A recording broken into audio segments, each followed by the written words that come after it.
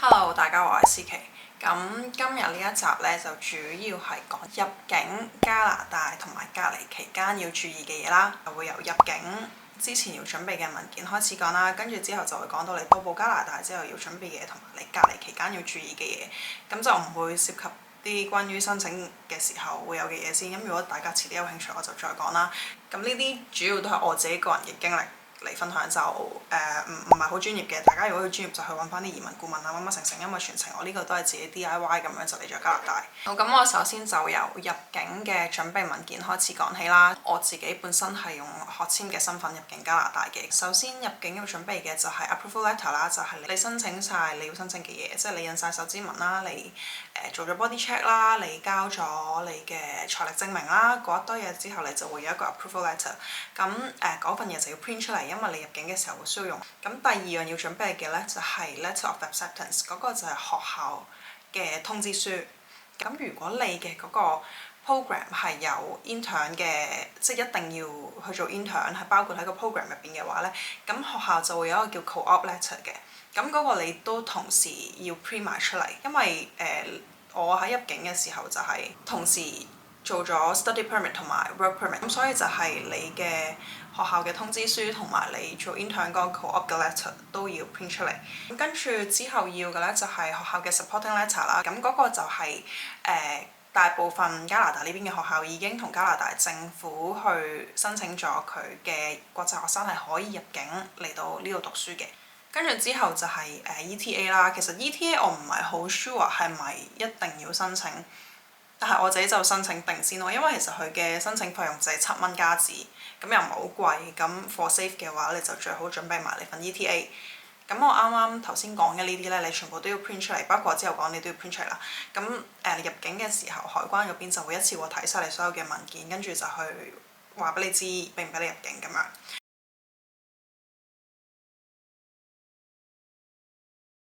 我下邊講嘅呢啲呢，就係未必一定要準備，但係最好準備定嘅就係 proof of fund。應該之前喺你網上申請嘅時候已經交過你嘅財力證明㗎啦，咁只係你將佢 print 出嚟，跟住就係要學校嘅交咗學費嘅證明啦，嗰張 receipt 啦，最好都 print 埋出嚟啦。總之其實呢一啲嘢主要就係話俾加拿大領事館知道，就係你有能力喺呢度讀書，你唔係攞去呢邊啲資源咁樣啦。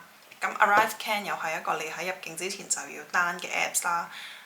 佢入邊就會要求你填你 quarantine plan 嘅資料，包括你會喺邊度隔離啦，有冇 covid 嘅 symptom 啊嗰啲啦，嗰啲就係一堆資料，好容易填嘅啫。但係有一樣嘢要留意嘅咧，就係你個電話 number 咧，就要留一個你喺加拿大呢邊佢可以聯絡到你嘅電話 number， 因為你喺隔離期間佢係會打電話俾你嚟問你而家隔離嘅狀況啦，去 make sure 你係 quarantine 緊嘅。係因為我自己就嗰陣時留咗香港電話，但係我嚟到呢邊之後係會轉咗電話卡，所以我嗰個電話已經係收唔到㗎啦。但係我自己就懵成咁樣冇留意呢樣嘢啦。我係透過學校呢邊嚟聯絡我嘅，咁佢就 send 咗封 email 同我講話，如果佢再 contact 唔到我咧，佢就會交佢俾 IRCC 嗰邊去處理㗎啦咁樣。所以大家最好就係一定要留一個可以喺呢邊聯絡到你嘅電話，漫遊又好，呢邊嘅電話卡又好，乜都好。係咯，最好係咁。入境嘅時候啦，因為你過關嘅時候，嗰度啲海關係會問你幾個問題。咁我係學簽身份入嚟嘅時候，佢就有問我係去邊度讀書啦。咦係，好似真係淨係問咗我讀邊間咯。跟住我就答佢我讀邊間，跟住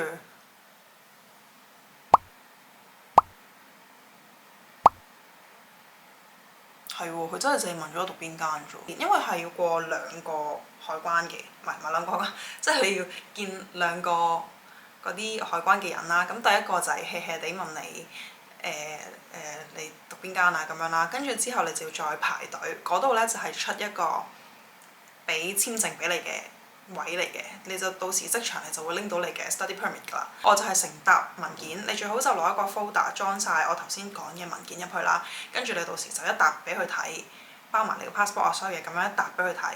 之後佢就會出完之後可能會問你啲問題，但我唔好記得啦，因為我記得佢好似冇乜點問我問題。跟住就出咗我嘅 study permit 同埋 work permit 俾我咯。跟住之後我就搞掂晒所有嘢咁樣。咁到埗咗加拿大之後要留意嘅嘢呢，就係包括你喺上飛機嘅時候，你全程都一定要戴口罩，除咗你食嘢。咁我自己就係喺上機之前已經食飽咗，就盡量喺飛機度唔好除口罩咯。因為其實班機都真係幾多人。我之前上網睇人講話而家班機好空啊，冇乜人啊，瞓喺度都得啦。但係我唔知可能係因為加拿大而家容許國際學生入境嘅關係啦。我係坐尾3、4個排啦，但係我前邊全部都係 full 晒，係真係隔一個位隔離就有人，隔一個位隔離就有人，係會有傳播風險嘅。所以如果你自己想保持身體健康啊，咁樣就最好戴定口罩啦，跟住戴嗰啲叫咩啊，面罩嗰啲嘢啦。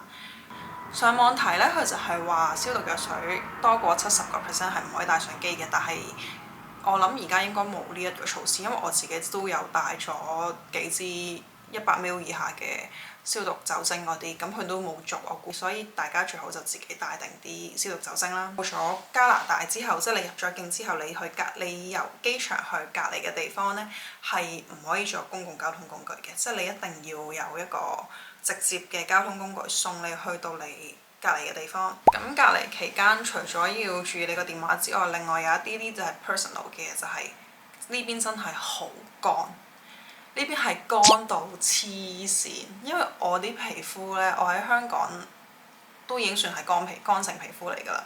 咁但係我喺香港用啲護膚品，我甚至乎再買多咗2、3支保濕用嘅護膚品，係完全唔夠用咯。我喺香港如果用油呢，我係會爆瘡頂唔順，但我呢邊係連用唔完油，我塊面都係會摸到粒粒突突嗰啲乾嘅感覺咯。同埋特別你14日都係喺房，咁佢又開暖氣啦，又抽乾咗你啲水分啦，跟住你就更加乾啦。我喺香港就係皮膚算係幾健康咁樣，冇生濕疹冇剩啦，但我嚟到呢度隔離第4日定第5日，我已經條頸開始出疹咯。咁跟住我係用呢一隻呢，我係覺得幾好用嘅一隻唔知咩啦。呢個我喺香港係會笑我媽竟然買呢啲咁嘅嘢俾我用，但我發現佢真係好好用。因為我一生完疹之後，我一搽呢支嘢啦，跟住之後我大概過咗1、2個鐘已經好咗好多。但係總之就乾到黐線啦。咁我唔講護膚嗰啲嘢，如果大家有興趣，我之後先再出片講啦。同埋呢度呢，佢係我呢間酒店呢，佢係冇提供水。支裝水啦，咁我亦都冇熱水爐啦，咁我就上網 search 過呢，佢就係話加拿大嘅水喉水係可以開完直接飲，咁我都有飲到，咁 so far 到而家都冇乜事，但係即係可能香港人都係比較慣飲啲煲過嘅水，所以呢，我就係攞咗佢呢度一部咖啡機，佢就係一嚿咁樣嘅咖啡機啦。跟住之後呢，佢係呢個位呢，係擺咖啡嗰個呢嚿啦，呢嚿嘢啦。咁跟住之後你吸埋之後呢，佢呢度就落水啦。咁之後呢，你就撳個 heat 咁樣，佢就會等同幫你煲滾咗啲水咯。暫時隔離呢7日入邊，我都係咁樣煲完啲水飲。阿仔執生啦，嚟到外國唔使搞掂啦，大概就係咁啦。咁如果大家仲有啲咩問題想知嘅關於加拿大嘅，就留言啦。如果我識得答，我就會答㗎啦。係啦，拜拜。